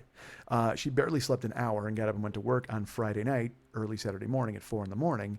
And then she got off work at 4:30. So I was to pick her up at 4:30, and then we were going to go pick up the car, come home, and then she was going to fucking just like zombie the fuck out and sleep. Because Sunday, she has to do it all over again. Now, normally Sunday, she only works 10 hours, but she had to work extra because she was taking off early Monday to drive home with me. Here's a lot of stories about clocks. So she went with me, and I was really worried that he wasn't going to be ready. So I even said to her, I go, do you want Kale to bring you home, and then I'll just come home with the car? But I also wanted her to drive in the car with me with the radio for the first time because basically it was, it's our car. We bought it together, and it's our radio. So I wanted her to experience it and I wanted to fuck around with it and look for woofers and speakers and whatever the fuck we had to do. So she goes, no, honey, it's fine. We'll go to Best Buy. And I should tell you, fucking Saturday in Wisconsin was weird. You know what it was? It was fucking Wisconsin because in the morning we got like 5 inches of snow, but It piled up, but by the afternoon, it was like fucking 48, 50 degrees, and it all melted. It was all gone. But then there were pockets like squalls. Like I had to take Kale to the Y to get his fucking name badge. And also because it's fun to stay there. He wanted to stay there for a while. So I took him there to get his fucking name badge, and all of a sudden we drive into this fucking town called Brown Deer, which I barely put my legs into. I didn't want to because, as you know, my legs don't go into brown. But Brown Deer I had to because I had to bring him there for the fucking ID badge. We go there, and there were isolated fucking snow and wind squalls. We had a wind advisory like 50 miles an hour and fucking winds. I mean, dude, it's fucking April. The Brewers opening day was Monday. Why the fuck is this happening? Fuck this life. Global warming has ruined everything. Like, it makes it too warm for a long time, then it makes winter come later, and it just fucking just casts this pall. Like, the sun is just pissed at us. You ever see the sun in any cartoon, and he's got like his sun rays? Well, right now, the real sun has his sun rays crossed in front of himself like, no, I'm not going to cooperate. I just tried to cross my arms and I punched the microphone. Did you hear that? Fuck. He just crosses in front of himself. He's like, no, I'm not going to cooperate. I'm going to do what I want. I'll keep you warm sometimes, and sometimes I'll just fucking go away and let snow squalls show up in fucking April. And I said to myself, well, you know what? Sometimes it snows in April. That's what Prince would say. I think I actually said that in a car to Jill, and she just looked at me like with this face like, I don't want to play your games right now. It's shitty weather. Stop. So we went to Best Buy.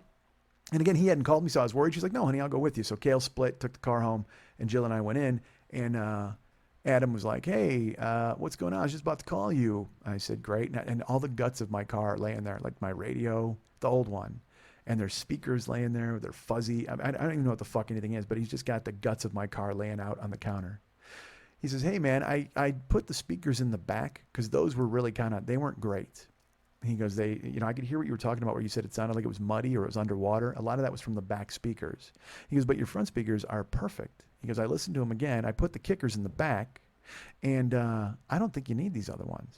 So look at Adam. Again, do your job, folks. This is a guy he should be fleecing me. He could have had me pay like fucking $850 or whatever the fuck it was for install and parts and everything else, but he sent me to Amazon and saved me like $140.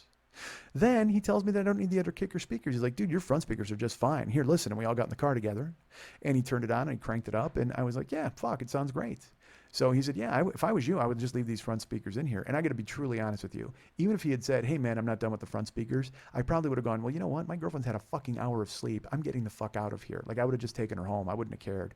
If I could have come back Sunday and gotten them put in, I would have. But I mean, I just wasn't going to fucking take the chance of leaving her standing there. But then when we listened to the radio, it sounded fucking amazing. Front speakers, back speakers. It was great. So I said, it's perfect. Leave it the way it is. He goes, all right, I got to put your door back on. The fucking door panel's off. I didn't want to look at it because that's just the guts of the car that I couldn't possibly dream about getting involved in because I don't want anything to do with that. I remember once I bought a fucking Caprice Classic. It was the first car I ever owned. And I told this story in here. When I went for my driver's license, the fucking window wouldn't work. So a buddy of mine tore the door open and he just put a C-clamp on it and fucking permanently closed my driver's side window.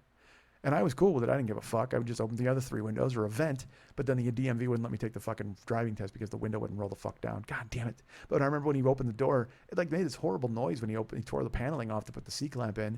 But that's the way it's supposed to go. Then when Adam put the fucking paneling back on the door, you know how he did it? Like he fucking pounded it with his fists. Just like, boom, boom, boom, boom. He's hitting it so it just goes in and it sticks. That's what you're supposed to do. It seems like a real fucking prehistoric Fonzie way of doing things, but he fucking made it work. It's like when you used to hit the side of the TV without the fucking, when you had rabbit ears, when you had no cable, you just bang the shit on it, and then all of a sudden you'd have a picture. You'd be like, oh yeah, some shit was loose in there. Well, he's trying to tighten up my fucking door and he's kicking the shit out of it. And I'm like, what are you doing, Adam? And he's all tiny. I think actually he was more violent with it because he wanted to make sure he didn't fall inside the crack. He wanted it as tight as possible because he didn't want to fall in and get trapped in my door. And then forever he's the rattling noise that I got to bring it to the dealership and go, hey, I hear something in that door, but I can't quite place it. It sounds like help me.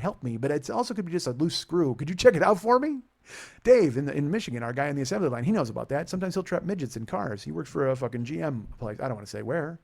But yeah, man, he's that guy. So yeah, oh, my computer just gave me a note. Oh, dude, it just said your startup disk is almost full. Like I'm taking it. Well, no, I'm good because Audacity says I have a lot of room here. Maybe I just need to close some windows. No, fuck all that. I bought a hard drive, but I haven't used it yet. Like I watched a tutorial online for how to figure out how to work the hard drive. Well, before I get into that, I'll talk about it in a second. So Adam pounds the door. See, look at me. I'm trying to focus and get a story done. And because and also because I got to try to get as far away as possible from accusing our friend Dave of ruining doors. That would be bad. So he pounds the door. He puts the fucking thing together, and everything works. And then he doesn't charge me for the speakers. And then Jill runs the card, and she pays for it, and she finances it for me, which is so fucking amazing. And then I get in the car and we drive away. And we went home, and then she was tired, and then I'll talk more about this weekend later, probably. But then I was talking to Jill Monday, and we were having some stuff, because I acted like I went a little berserk on Saturday night. I don't. I'm not gonna get it. Fuck. Who cares? I did. I went. So it was that weekend where I wasn't great. And Mike showed up, which does not bode well a lot of the time.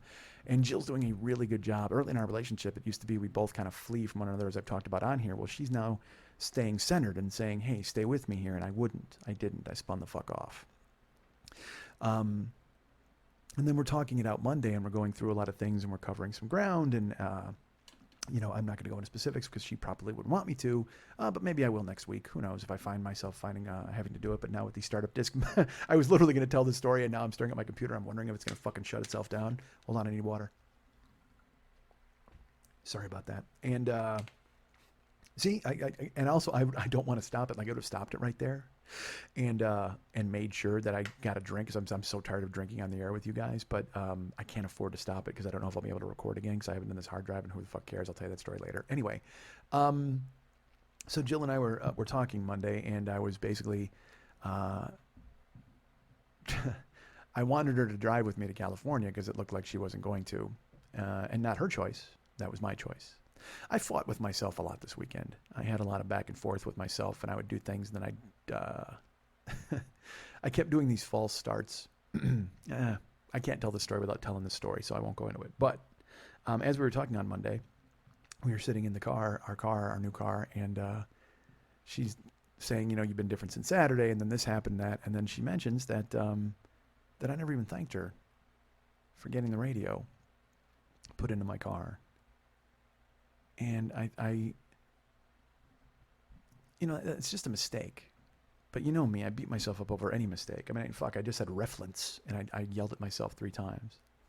So I was mortified by it because Jill has done so much for me and stepped up and helped me in ways that I can't even express in words, because not only has she helped me financially, but she's helped me as a person. She's helped me kind of throttle down from being fucking Angry Mike and let him bottle him up and stuff. But for her to tell me that I didn't thank her, it made me sick. Like, it made me angry at myself, because the one thing I've always done is try to show her exactly how much she means to me and exactly how much I care and appreciate everything that she's done for me. And I've done so. I thought I was doing a good job of that. I thought, but I didn't this time. And I felt awful about it. And she teared up. I mean, because it was probably the first moment where she felt like I took her for granted or she was unappreciated. I don't want to speak for her and how she feels. I do that too much, but I could tell that it hurt her. And so I'm in the car, and who I am as a person, like, I apologize profusely for it. Here's how I did it. I literally apologized profusely. I said, I'm sorry. I can't believe that happened. And then I spun off and I grabbed my phone. She goes, what are you doing? I go, I'm going to PayPal you the money right now. She goes, you can't. I go, yeah, I can. I got the money. She goes, yeah, but you need it for other things. You got to register the car when you get back to LA. I go, I'm fine. She goes, you haven't worked for a month. I go, it's fine, honey. And I'm trying to enter it. And then she looks at me. She's like, take my hand. Stop. And I calmed down, and she said, it's fine. I love you. I didn't say it for that reason. I'm just letting you know you've been different since Saturday, and I don't know what's going on. And I don't either. I don't know if it's, worrying about finances or trying to get things squared away. I don't know, but I've been fighting this weird inner battle since Saturday. Well, fuck that. Since the last accident, I haven't been right. And, Jill speculates because I hit my fucking head, but I just keep, I don't know if I'm depressed or I'm manic depressive or what the fuck, but it only comes in spurts. It only comes in episodes. You know what I mean? That's a good way to put it. Episodes. I have episodes where I think I'm no good and nobody wants me and nobody cares. And I'm not looking to you guys for fucking any sort of, boost me up or whatever. We talked about this before many times. And I'm sure I should get on some sort of mood straightener or whatever the fuck they call those. But I'm not, I don't want to say I'm not a pill guy because I'm now taking 8 vitamins a fucking day. Who's that dude? It's me. Hi, I'm a grandfather. I got my vitamin C, I got my biotin, I got my fish oil, I got my calcium, I got my 1-a-day vitamin, I got my vitamin B12, I got my CoQ12 or CoQ10 or whatever the fuck it is that my mom told me I should take, and I'm forgetting one. I don't know, but it's I got 8. I take 8 pills a fucking day. I literally texted a photo of it to Jill. I'm just like, trade me in, man, get rid of me, because that's her running joke. She's like, my neck hurts, trade me in. I'm like, no, I'm keeping you. I don't give a fuck if your neck falls off. I can just pick you up and bounce you on my lap. That's fine, because I'm very sensitive. That's what I do. But the thing is, I got to keep taking these 8 vitamins a day so I can still pick her up and bounce her on my lap. You get it? I mean, I can't just fucking let that go by the wayside. Pretty soon we're going to just be a couple of old people just staring at one another and just going, yeah, how you doing? I'm good. Remember when I used to do that to you? Oh, my God. Yeah, that was the best. I'm not, and again, it's just a bad fucking couple of days, but it was bad, and it was bad for everybody around me. I went fucking moody, and I got all fucking black cloudy, and that thing where I wanted to run away from fucking everything in the goddamn world and hide, and that's not good, man. That's not smart. You just, but sometimes you go, hey man, I'm 48 and it's not what it was supposed to be, or it's not. And you try to find happiness where you go, oh, who cares? Nobody cares. God damn it. Shut the fuck up. Nobody wants you to fucking parse this out here. You've done it so many goddamn times. But the point is, over the weekend, I was not fun to be around. I was a bit of a pill. I was actually 8 pills. You want to talk about pills? I was 8 fucking pills. And, wound up in I'm fleeing the scene. I'm fleeing the interview. He's fleeing the interview. Heading out to my car and just looking for a car and looking at walk. Like I said, I've done that before. I've just moped out into the fucking snow and walked like an idiot. And I did it again this fucking weekend. And it was just not, and then I tried. And then but here's the deal. Here's the not fair part of it. I could act like a fucking time bomb went off, and I can act like a fucking jag off, and I terrorize everybody and just yell and whatever, make a scene and stomp around like fucking, where the wild things are. They're right here. It's me. And then the next day I'm like, hey man, everything's cool. How we doing? We okay? And, everybody looks at me like I'm a monster. They're just like, hey, dude, remember yesterday when you were fucking apoplectic and you were going pretty fucking crazy and it looked like you were going to dive out a window? And I'm like, well, no, I don't remember that guy, but I'm okay now. Everything's all right. Hey, what's for breakfast? You fucking idiot. Nobody has to kowtow to your moods, man. Nobody has to fucking make their narrative match yours. You got to fucking be a human being, for fuck's sake. And there are people who've done great things for you, and then you go ahead and put them through the goddamn ringer, and then you just expect them to turn it off. And I thought about it, and I all these false starts where I'm like, I'm leaving. Well, I'm leaving. And all it was I just wanted her to tell me to stay. It was so fucking dumb, man. It was so dumb. And then Monday came, and we were talking, and I read my books, and I did what I could to kind of center myself. And on Monday, I still did a couple of fake leaves, and then we wound up talking, and I went, you know what? This isn't fair to you. It's not fair. You see me a certain way because of Saturday. I mean, you're still not over that. Like, you have fucking PTSD. And post-traumatic Schmidt disorder. Goodbye, shrimp mush, or whatever the fuck that was. We have a new name for the show. But she has post-traumatic Schmidt disorder, and she can't just fucking turn it back on and go, oh yeah, cool, everything's fun. Let's go laugh at a television show. When in reality, she's wondering if I'm going to go ahead and throw something at high velocity through a fucking wall, meaning my head or a fist. So that happened over the weekend, and then and I wasn't even sure if she was going to drive home with me. We wound up driving home, and I finally convinced her. She's like, I never wanted to not go, but you said you didn't want me to go. You said a lot of things, and I'm like, I know. Ignore me, and it took an hour and a half in a car of talking and getting that sorted out. But then finally she went. I said, will you please come to California with me? She said, I would love that, and so we did. And then I had told her for weeks. She's like, how are we going? What's the route? And she looked it up, and she wanted to go the 80 route, which is through the Rockies. And I told her, I go, look, I've been both these ways. I go that way. I've done this trip by myself a few times. I did it with my brothers. My brothers and I, initially we did it through the Rockies. And that was me, Lenny, and Glenn. Fucking just 3 giant fat dudes. And those guys much less fat than me, but they were still big dudes in a Ford Festiva. The infamous I can't make a left-hand turn Ford Festiva. Yes, that one. By year 1 or 2 or all of them. Why not buy all of them, please? So I made that trip to the Rockies, and it snowed. So it's the 3 of us fucking, all just stuffed full of sausage, trying to make it up the Rockies with fucking snow. And it's all twisty. If you've never done it, it's not just mountain roads. I mean, if it was just straight up the mountain and straight down the mountain, like some sort of Sisyphusian boulder, and we can just go up and roll down, that's fucking fine. But instead, you're rolling, you're twisting, you're moving all over the place. So Jill wanted to take that route, and I warned her about it. I'm like, look, if it snows, we're dead. I said, but at the same time, it's a much different, because when she and I did it before, we went down underneath. We went through Arizona and Texas and Missouri and Oklahoma, and it adds about 200 miles to your trip, but you don't worry so much.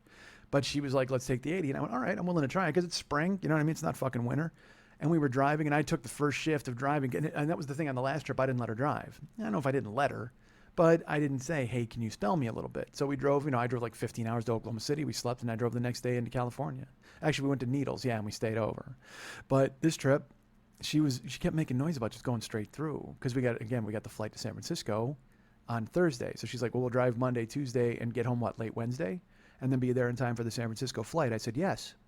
She said, well, what if we just drove straight through? I go, well, that's about a day and a few hours. I don't even know. It's about, I think it's 35 hours or something. She goes, well, what if we drove straight through? I'm like, dude. The way to make this drive is to drive 15 hours and then sleep. Relax, and then get up in the morning and have breakfast, and then hit the road for another 15 hours and do it that way. And I told her that a couple of weeks ago, and she seemed to listen. So then we're driving on this trip, and I take the first shift, and I drive into just outside of Denver. She had kept offering, hey, do you want me to drive? And I kept kind of begging her off. But in my head, I realized she wants to help. I can't just be the fucking man who's like, no, honey, you can't do this because I'm not going to fucking make it. So I was like, yeah, honey, that's cool. Why don't you drive? I go, we'll get to Denver, wake me when we're there, and we'll go ahead and stop and get a hotel. And she said, great. And I went to sleep. And I woke up about 2.5 hours later, and I said, hey. And she goes, hey, honey. And she was in the Rockies. She shot through Denver. She goes, yeah, we passed Denver about an hour ago, and now we're here. We're driving, and boy, it's really weird. It's these twisty mountain roads. I'm like, no fucking kidding. I told you we were going to stop in Denver, but I didn't say that because we had just had this monstrously bad weekend where I was telling her what to do and how she felt, and I was like, all right, well, we're in it, so let's just do it. So I was trying to be as supportive as I possibly could, and I went back to sleep, and I woke up, and when I woke up, now she's like white knuckling because here's the thing about the Rockies, man. If you drive in the daytime, there's scenery and it's light and you can kind of be awake. But if you drive at night, there's no fucking stoplights. There's no fucking street lights even. It's just completely dark.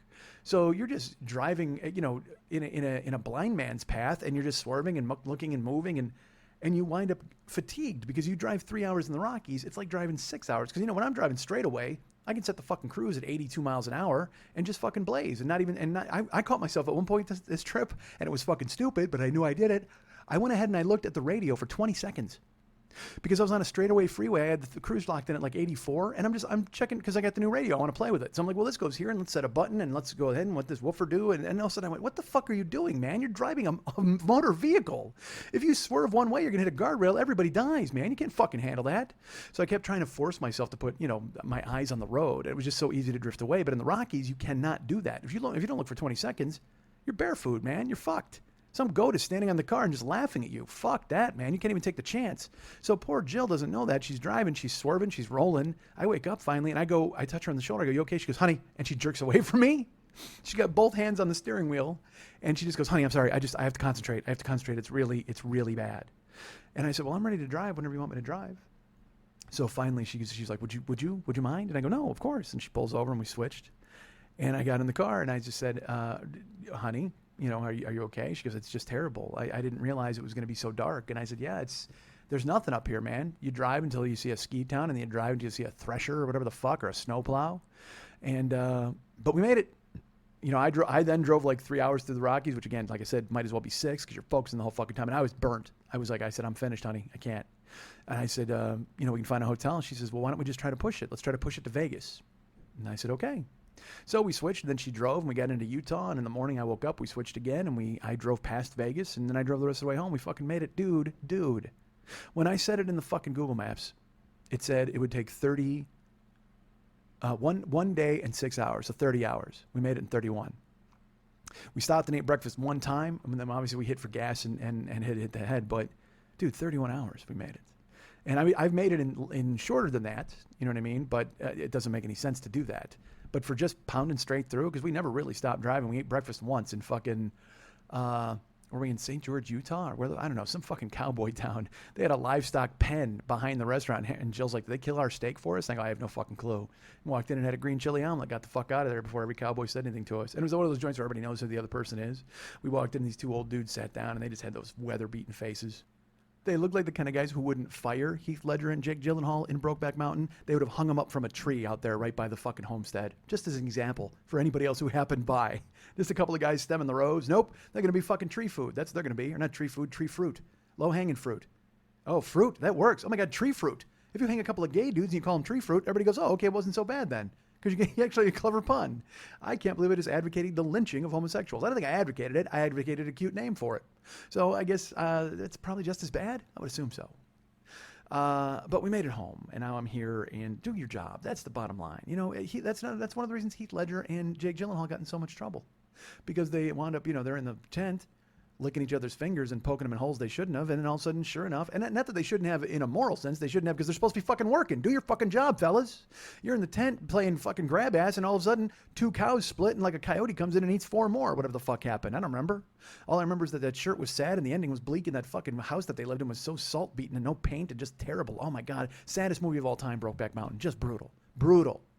But you know what, fellas? Do your job. Maybe keep ranching. If they do their job, if they, I understand that they had an attraction that was ridiculously strong, and they're in the tent and they can't get over one another and they want to just fucking explore.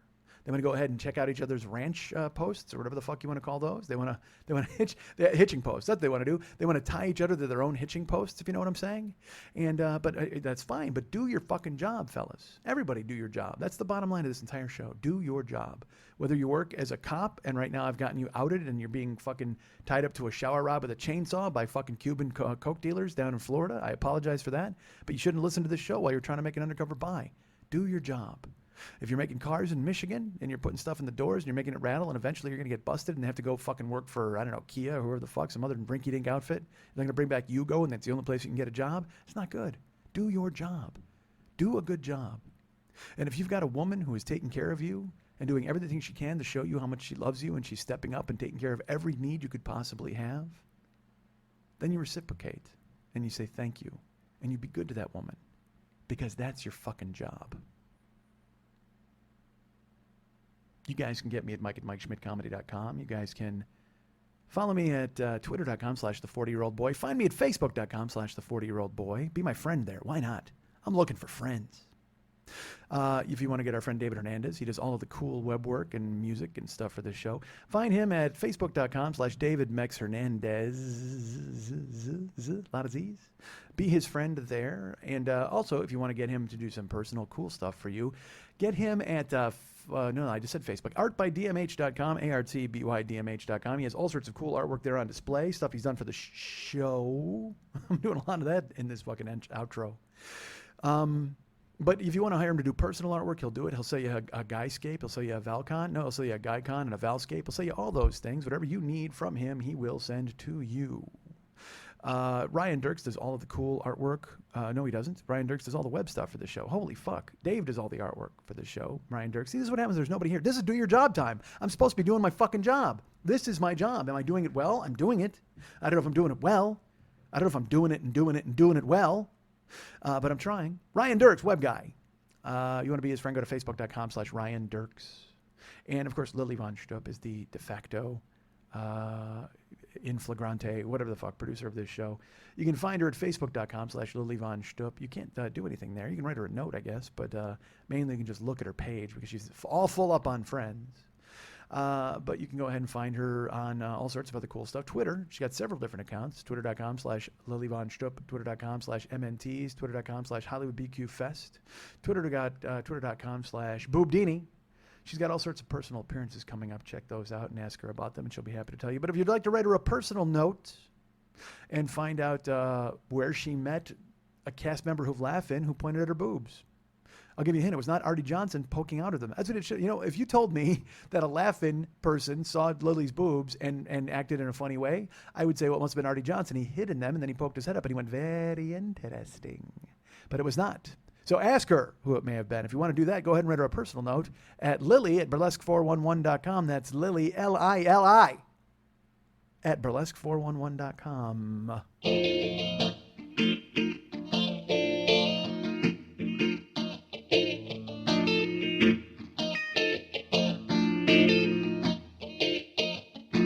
Pilgrims in America, they look like a bunch of dicks.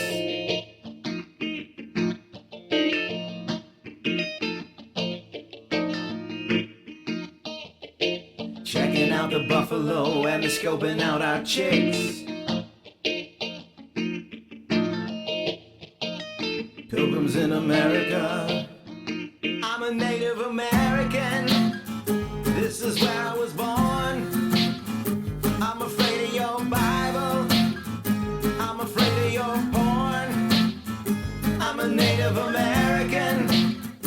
I'm afraid you can't stay. We don't want country music. We don't want Subway. I'm a Native American.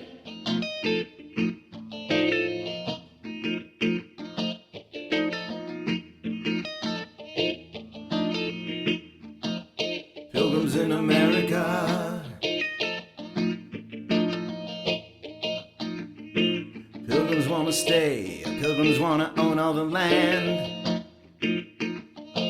Pilgrims go to Starbucks. Pilgrims eat at taco stands.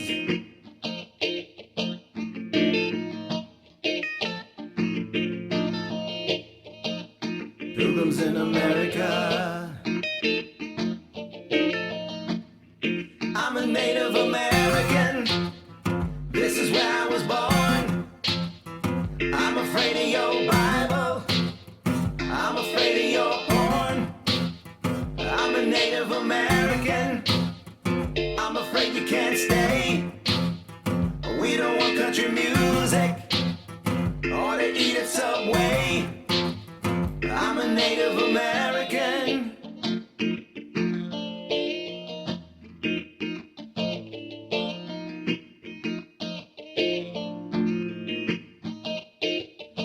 Pilgrims like selfie sticks, pilgrims like genocide. Pilgrims like Kardashians, pilgrims like Astroglide. Pilgrims in America. Pilgrims in America. I'm a Native American. This is where I was born. I'm afraid of your Bible. I'm afraid of your porn. I'm a Native American. I'm afraid you can't stay. We don't want country music or to eat at Subway. I'm a Native American. This is where I was born. You take back your Bible. We'll take back our corn. I'm a Native American. We don't want you to stay. You can keep country music. You can keep Chipotle. I'm a Native American. What is un-American? What is un-American? What is an American? What is un-American? God is un-American. Obama's an American. Or is he un-American? All right, normally this is the part where I'd say I want to remind you folks about the Monday Night Teas, and I'll get to that. The truth is that's already been gotten to, but I realized after the fact, here's what happened, folks. This is a show called Do Your Job. Or I don't know if that's the name of it yet. I haven't decided. But all I've talked about is do your job, do your job, do your fucking job. And what happens? I don't do my fucking job. I actually do the show. I put it to bed. I'm ready to go, and realize that I never told you what job I didn't do. Like I alluded to it at the beginning, I think you probably guessed, but still, I got to pay off on that. I got to deliver. There's so much stuff I never pay off on. I at least got to pay off on this. Here's what happened to me, folks. I tell you to do your job, and I say that's the what you're supposed to do. Yesterday, I sat down to do this show, and I'm here, and I sit down, and I put my microphone in, and I got my laptop all squared away. I do a sound check. It looks good, and I start talking. And you know me, I talk, and I don't even really think about it, and I just kind of go ahead. And all of a sudden, at the 7-minute mark, I look, and I realize that the blue lines aren't really going anywhere. Nothing's happening the way it should. And I stop it. And while I may have the microphone plugged in, I'm not being recorded by said microphone as I talk into it like a fucking maniac. It turns out that Audacity has decided not to recognize my outgoing microphone or incoming microphone or inputting microphone, and instead is recording me via the laptop microphone. So I stopped at about, it was like the 7.5 minute mark, and I realized, I go and I listen back to it. It sounds like I'm shouting at you from a basement. Like all of a sudden I'm at the bottom of a well with my hands cupped around my mouth, and I'm shouting the show to you. And then part of me went, well, you know what? I could leave this like this and just explain at the 7 minute mark exactly what happened. And then I went, well, yes, that just seems like a fucking cheat. Because then all of a sudden you guys are like, for 7 minutes, you're going, what the fuck? What's this inferior product? Some of you may have sworn me off entirely. Some of you may be on the verge of taking off. So what if new viewers show up? New listeners, I should say. Well, new viewers. Boy, I'll tell you, this is a boring show. I won't lie about that.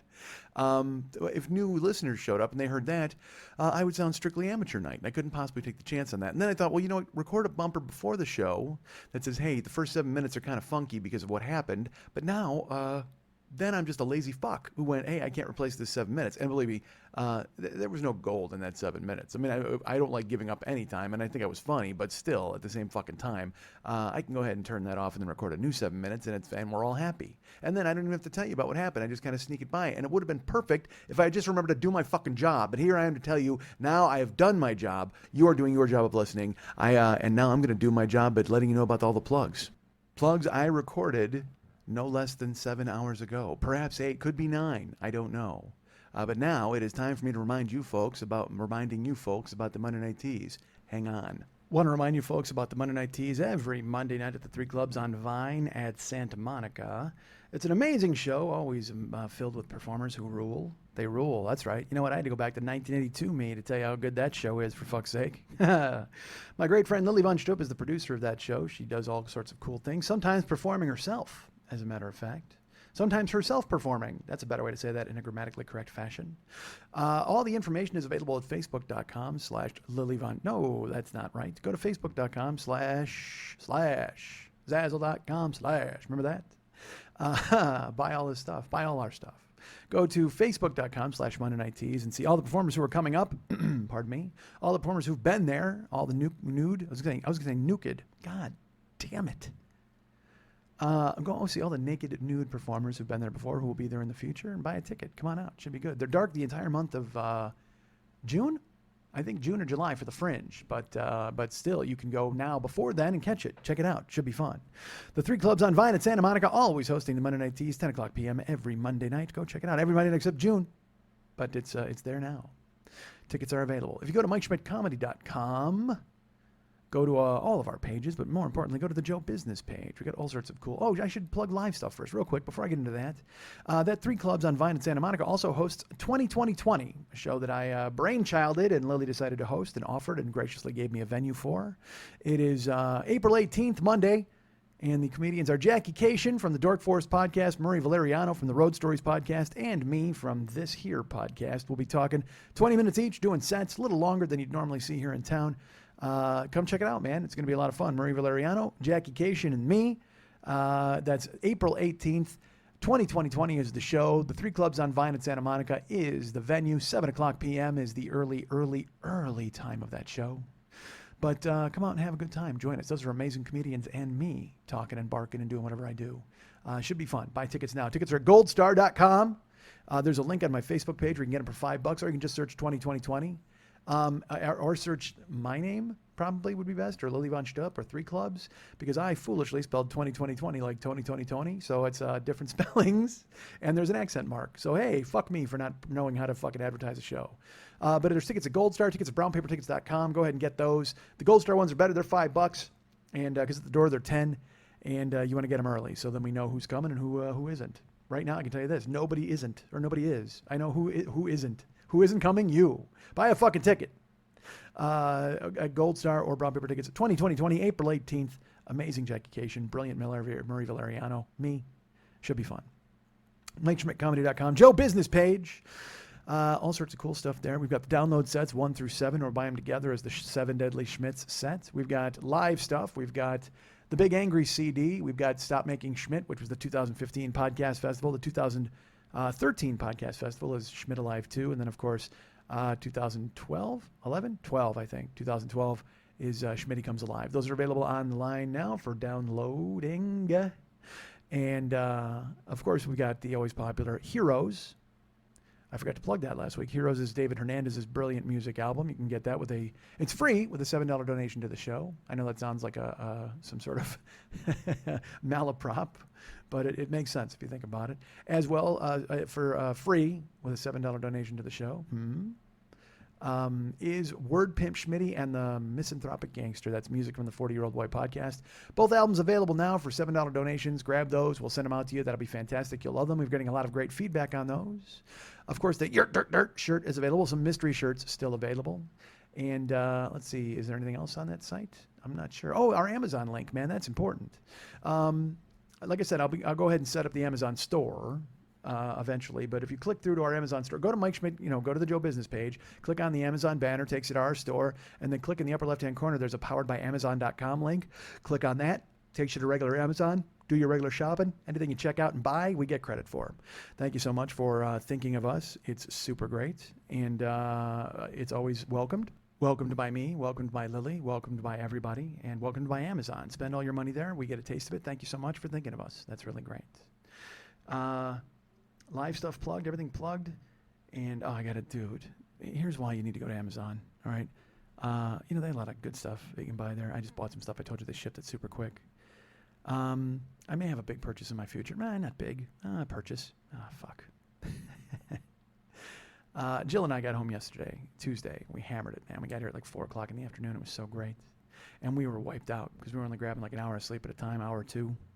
So we walked in the house, and our plan was, we were like going to hop in the shower and then sit back, watch O.J. Simpson last night, maybe get some sushi. Because I told you I have Hotel Schmidt. I've got the bed. I got the balloon bed in the living room, which Lily thought was really weird, but I don't care because it's awesome. We can lay in it. We can sit and watch TV in it. It's fantastic, and it's better than the purple chair, which turned my fucking girlfriend into a question mark. So she, I take my shower. She takes her shower, and she comes out in a red and black number that I can't possibly describe. All I know is that I heard Jesus wolf whistle. That's how fucking amazing it was. Just this, just a G-string number with a fucking chiffon. I don't even know, dude. I don't know. It tasted good. I can tell you that. So we climb into the balloon bed, and we've got action. I'm not going to lie to you. There was a little back and forth, a little up and down, a little side to side. There was a little shoop that oop. There was none of those things. No, there was all those things at once. But it was pretty fucking amazing because we've been waiting. Like we were sitting in the car next to one another and just like, I can't wait. We should pull over here. Like I kept trying to get her to pull over. And I will tell you this, Iowa was a lot more fun than I thought it would be. I won't say anything more than that. But we're driving in Iowa. I was driving and she decided, hey, let's make Iowa fun. It was great. So we're here and that happens. Stuff happens because I like that sort of thing. And guess what? So does she. What a great pairing. And so then I'm holding her at the end of it, and we're just laying in bed and I've got her clutched against my chest and we're out. Like, I mean, she's just like, I can't move. And then she drops off to sleep and I do too. And I'm holding her and she wakes me up and she goes, honey. And I go, hey. And she goes, my mouth is so dry. I need some water. And I go, I think I got some here. And I reached over and I grabbed some. She grabs her phone. She's like, oh my God. We had got home and like I said, we took showers. We finished up. It was about 7:30 when we fell to sleep. She holds up her phone. It's 8 a.m. Because normally that's not her, man. I'm telling you, she sleeps an hour, 2 hours, 4 hours. She's always up at 1:15. And we went to bed at we fell asleep. Basically, we didn't go to bed. We didn't plan on it, but we just fell to sleep at 7:30. And we'll do that sometimes. You just sleep a couple hours because you don't have anything to do, and get up and embrace the day, and maybe go for a round 2 and sleep some more. Who knows? Or a round 3? Who knows? But last night we just fell to sleep at 7:30. Woke up this morning at 8 o'clock. Fucking 12 and a half hours of sleep. But I also noticed that she was. I mean, because I had her. When I fell asleep, she was in my arms. Well, this time she's not in my arms, but she's still kind of like right on top of me, which is great. And we're talking, and all of a sudden it dawns on me, we're getting closer together. Slowly, but we are. And she finally goes, honey, what's going on here? And I tried to sit up, but I couldn't because I had sunk so far. And I said, it looks like the bed just deflated a little bit. Hold on. And so I reached up to the knob because I get the fancy Cadillac one. I don't have to get a fucking pump or anything. I just flick a switch and it inflates again. So I inflated it, and then we we had some fun this morning. Like we went and did things. We were, at 8 o'clock, and we welcomed the day, is what we said. We had a good morning, and we fell back to sleep again around like 9, and then we woke up at 11 o'clock in the bed, and she's on top of me again. We broke the balloon bed. Like we're trying to get out of it and we can't. I mean, we would have, if we would have just stayed in bed, we would have sunk to the middle and would have closed around us. We would have been enclosed in like a rubber cocoon. But at some point, it must have been last night that we did it, and it's a really slow leak. But last night I fucked the balloon bed into non-existence. I mean, I just absolutely popped the shit out. And I gotta be honest, I'm surprised it lasted this fucking long. They should call me and sign me up for a fucking commercial. These people need to get me on board, because I am a testimony to how fucking strong and amazing this thing is. Because I mean, when I got it, I weighed like 255. Well, I'm back up around 295 these days. And I've been anywhere in between. And I don't sleep on it when she's not here. I kind of sleep in my purple chair. But when she's here, I don't just sleep in it. I mean, I fucking kick the hell out of it, for fuck's sake. I mean, it's just, she's standing up and I'm spinning her around, and there's all sorts of stuff going on, but it's lasted this fucking long. Like, I mean, so they need to get me on a commercial, be like, hi, I'm Mike Schmidt. I Blackie Lawless the shit out of this fucking balloon bed, and it totally still works. Like, it lasted almost 2 years. How great is that? I think 2 years, maybe even 3 years. And it was perfect. It was always, it responded. You know what? It took a licking and it kept on kicking. That's what I'll say. You got the Timex of fucking balloon beds, because it was fucking great. I mean, and so then she and I, the funny thing is, we're laughing and we're trying to figure out what we did special last night that was the coup de grace. Like, what was the fucking death blow? What was the absolute sex death blow for the fucking mattress? And I'm like, well, you were on your side, and then I was up and I kneeled up this way, and I went here, but first you were on top of me, and then we flipped over that way. But at that one point, I was my knees were on the floor, but my face was there. And then we're trying to fucking break it down. Like, I want to get John Madden to telestrate our sex, just so we can see how we broke the fucking bed. Like, oh, so you're here, and then there's a bam and a whoop and a doink, and then she's upside down, and then you got her flipped over, and your face is buried in there. And then this happens, and then she's on top of you, and then you put her on her side, and you got your hand on the back of her head, and it's like, oh my God, dude. At one point, did the fucking balloon bed go kablooey? That's all I need to know. I mean, I understand you want to show me about a button hook and an inside out. Fuck that. Why am I shitting on John Madden? I just called him into this. I hired the fucking guy. I'll get Caliendo. If I can't get Madden, I'll get Caliendo to do it. He'll fucking telestrate the shit out of it for me, and we'll figure out exactly when I stabbed my cock through this fucking balloon bed and gave it the slow ass leak. But please, actually, no, let's not say that, because that sounds like, if I would have banged it, we've seen the cake. We all know what I'm packing. So I mean, if I would have hit it and I would have put a hole in it with my cock, then it would have fucking deflated a lot sooner. Any pinhole leak, I don't know how the fuck that showed up, but fuck, maybe it was her tooth. Like, then as I said that to her, like, well, you were face down at one point, so maybe your tooth kind of pierced it, and that happened. I don't know, man. All I know is now I could order a fucking. She looked at me today. She goes, "We got to buy you a bed." I'm like, I know. I mean, I said, this was $200. I got like 2-3 years out of it. It's great. She said, yeah.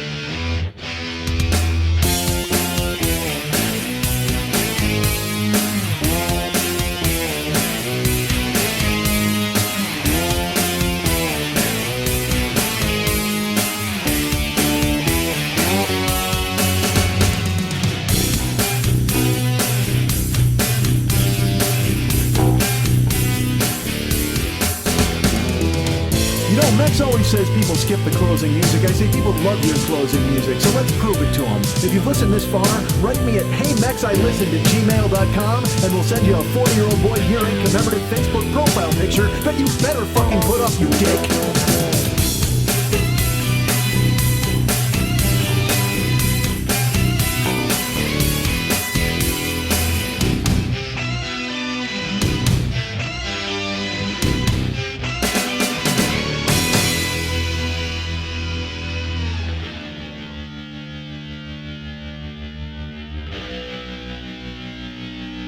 Sorry about the dick thing.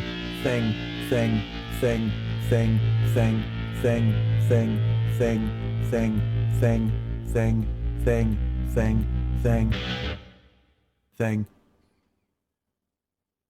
you get that?